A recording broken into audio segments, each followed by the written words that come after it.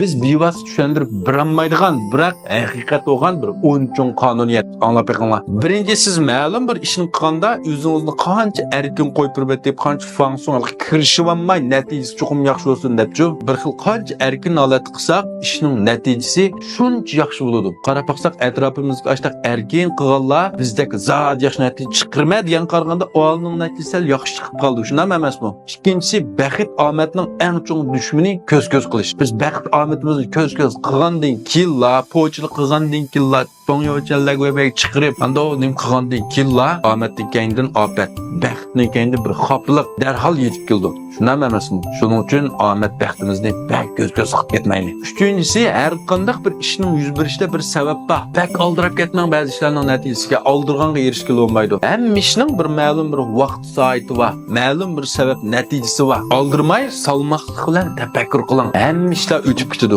Hamma ishning vaqt soati kelganda o'zligida yetib keldi. To'rtinchisi, odam qancha xo'shal bo'lgancha shuncha omadli bo'ldi. Omadli bo'lgancha xo'shal bo'lib ketmaydi. Qancha xo'shal g'avshimanda bo'lgancha shuncha omadli bo'ldi. Ya'ni bu tartib kuchining qonuni bo'yicha siz qancha xo'shal bo'lsangiz, sizning ichki energiyangiz shuncha yuqori, sizning taqdirgan magnit maydoningiz shuncha cho'ng, shuncha kuchli bo'ladi. Shuning bilan siz o'zingizga tortib akildigan mayli baxit, omad, pul, salomatlik hammasi ko'p bo'ladi. Bu hamda maxfiyatlik tortish kuchining qonunidagi muhim bir nuqta. Beshinchisi, ba'zida voz kechganlik mag'lub bo'lganlikdan derak bermaydi. Balki bu voz kechganimiz texim yaxshi bo'lgan bir tanlash uchun, texim yaxshi bo'lgan bir yo'lni, texim yaxshi bo'lgan bir hamroni, texim yaxshi bo'lgan bir kasbni tanlashimiz uchun dastlabkisidan voz kechgan bo'lishimiz mumkin. Oltinchisi, niyatingiz yaxshi bo'lsa, ondan sizmi yaxshi javobga yaxshi erisha olasiz. Boshqalarning sizga qanday muomala qilishi, yaxshilik yomon qilishi haqning ishi. Endi sizningmi boshqalar qanday javob qaytarishingiz u sizning ishingiz. Esingiz bo'lsin, yaxshilik, yomonlikqa yomonlik aman yanadi. Sizga bevosita yanmasa, ballalaringizga, ota-onangizga aylanib ketib cho'qim yanadi. Shuning uchun bu qisqa hayotda qilib etib oldim deganlarni ko'ryapmiz. Oxirida ancha yaxshi kun ko'rib ketmadi. Oxirgacha yeyolmay qoldik. Shunday emasmi? 7-si haqiqiy baturluq deganimiz hargiz hech nimadan qo'rqmay, tavakkul qilib ondaq mayli kirib o'tirish bunday emas. Aksicha qo'rqinishga duch kelgandimi, davomli olg'a ilgarilaydigan bo'lish. Faqat mana shu qalbimizdagi qo'rqinishni yengilsak, ondan batur bo'lamiz. Hammamizning jingan davoniga chiqib yo'l bosib o'tirishimizning hojati yo'q. 8-si hayotlik bir o'yinga o'xshaydi. Bu butunlay o'zimizning shaxsiy mahoratimizga tayinimiz. Bu sahnada hammamiz bir rol o'ynayotgan artist. Kuchimizning yetishicha butkul qobiliyatimizni ishlatib bu rolni yaxshi elishimiz kerak.